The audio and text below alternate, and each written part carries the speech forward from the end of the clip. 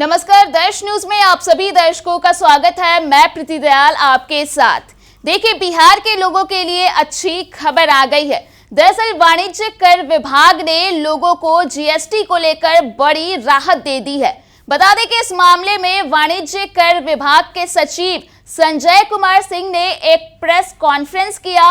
इस दौरान उन्होंने कहा कि जिन व्यापारियों के यहाँ टैक्स है और वो काफी ज्यादा हो गया है जिसे वे नहीं दे पा रहे हैं, तो उनके लिए सेटलमेंट के लिए एक योजना लाई गई है, जिसके लिए वे विभाग से संपर्क कर सकते हैं और उस योजना का लाभ उठा सकते हैं। इसके साथ ही आपको बता दें कि इस दौरान उन्होंने फर्जी चालान को लेकर के भी एक नए सिस्टमैटिक यूनिट तैयार करने की बात कही, जिससे लोगों को पकड़ा जाएगा और जिनके भी फर्जी चालान होंगे उनके खिलाफ सख्त से सख्त कार्रवाई की जाएगी। क्या कुछ इस दौरान मीडिया कर्मियों से उन्होंने बातचीत की, आप खुद सुन लीजिए। इसलिए लाया गया है कि tax is a subject matter of adjudication. इससे बहुत सारे कोर्ट केसेस पैदा होते हैं और इससे बिजनेसमैन का बिजनेस टाइम तो कम होता ही है, हेडेक बढ़ता ही है। विभाग का भी एक्चुअल टाइम ऑन टास्क, जो रेवेन्यू कलेक्शन का एक्चुअल टाइम ऑन टास्क कम होता है। तो ये इसका उद्देश्य यह है कि इस तरह के विवादों को, कर विवादों को खत्म किया जा सके। तो इसमें निहित राशि क्या होगी, मैं उसी पर आ रहा हूं। इसमें निहित राशि क्या होगी यह बहुत महत्वपूर्ण नहीं है। विवादों का समाधान ज्यादा महत्वपूर्ण है। इसमें बहुत छोटी राशि इन्वॉल्व है। ये सब मिला करके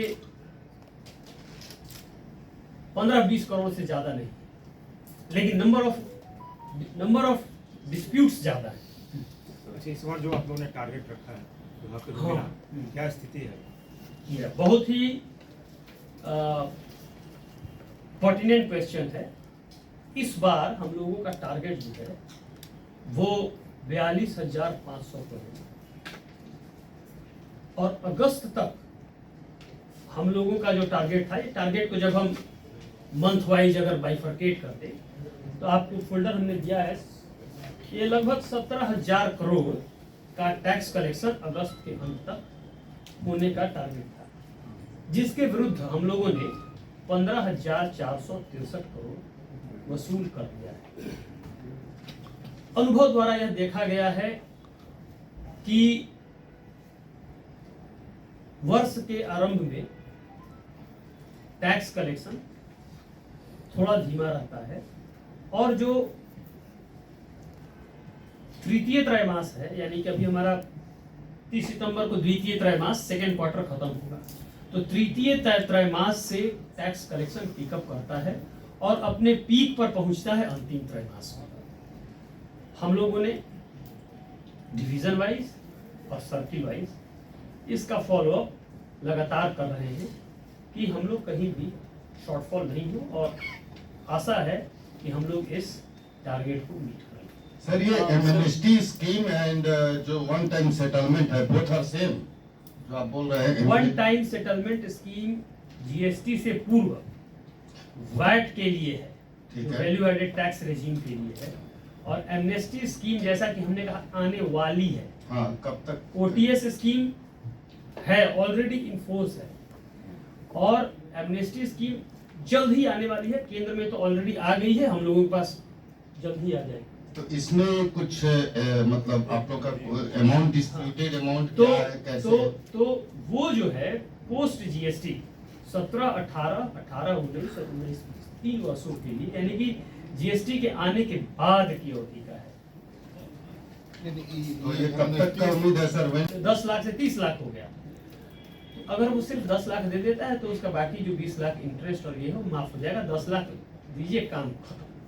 बिहार में निर्माण विभाग के द्वारा फर्जी चालान का उपयोग किया जाए, कई बार आपके विभाग से नोटिस भी जारी किया गया है। क्या वह एक तरह से घोटाला, और उस फर्जी चालान को रोकने के लिए सरकार क्या कर रही है, जो आपके राजस्व का पिछला हो रहा है उस पर रोक रहा है? फर्जी चालान एज इन क्या? जैसे गिट्टी का होता है और कतरा का होता है, जितना का आपका एस्टिमेट है निर्माण कार्य विभाग में 5 करोड़ का वहाँ कतरा का इस्तेमाल होना है, उतना का फर्जी चालान देकर आपके पैसा को जीएसटी नहीं आता, आपके विभाग की चोरी है। मैं विभाग के पुराने हैंड को बोलता हूँ इस पर उत्तर देने की। ठीक है, प्रयास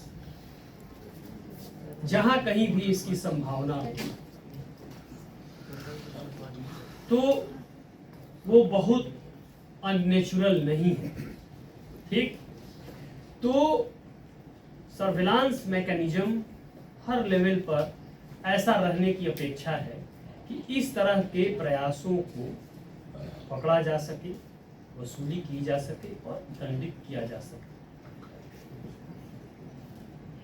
सर एक आपका मैं बोल रहा था, ट्रांजैक्शंस की संख्या बहुत ही ज़्यादा होती है और सॉफ्टवेयर के माध्यम से उसमें से कतिपय रैंडम केसेस या अगर रिपोर्टेड केसेस है तो रिपोर्टेड केसेस का एनालिसिस करके उसकी रिकवरी की जाती है।